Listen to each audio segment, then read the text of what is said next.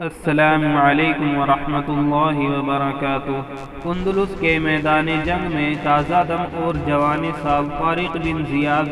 جب عربی فوجوں کے ساتھ اترا تو ساحل سمندر پر ہی اپنی فوج کو ان کشتیوں کو جلا ڈالنے کا حکم دے دیا جن کے ذریعے اس کے لشکر نے دریا کو پار کیا تھا، اور یہ اس لیے کیا تھا کہ مسلم فوجوں کو بھاگنے اور واپس ہونے کا خیال بھی نہ رہے۔ تو طارق بن زیاد کے ساتھی بولے کہ اگر کشتیاں جلا ڈالی تو ہم سب واپس افریقہ کیسے جائیں گے؟ تو طارق بن زیاد نے بڑا ایمان افروز جواب دیتے ہوئے کہا کہ ہم مسلمان ہیں اور ساری دنیا ہمارا ہی وطن ہے، ہم صرف افریقہ کو نہیں پورے یورپ کو اسلامی تہذیب و تمدن میں رنگ دیں گے۔ یہ جواب سن کر آپ کے ساتھیوں نے کشتیاں جلا ڈالی۔ کشتیاں جلانے کے بعد طارق بن زیاد نے اپنے تاریخی خطبے میں کہا: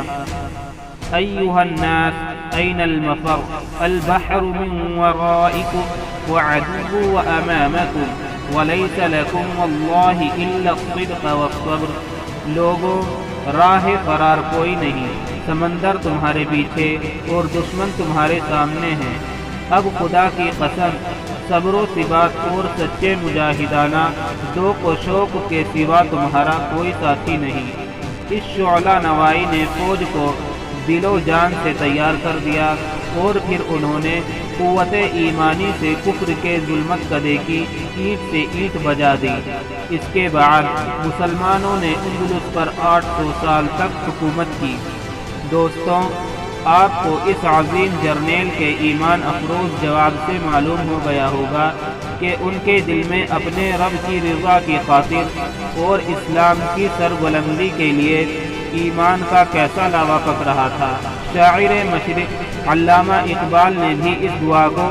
اپنے اشعار کے پیرائے میں ڈھال کر 4 چاند لگا دیے ہیں جو واقعی سننے کے قابل ہیں۔ یہ غازی یہ تیرے پر اسرار بندے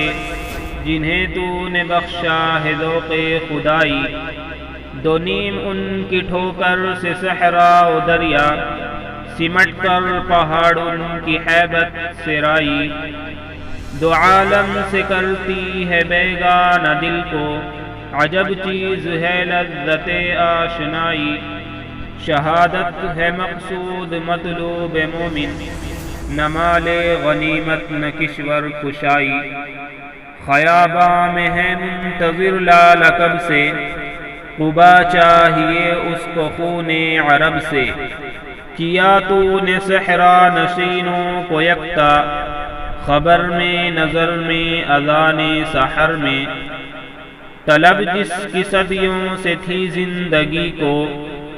وہ سوز اس نے پایا انہی کے جگر میں،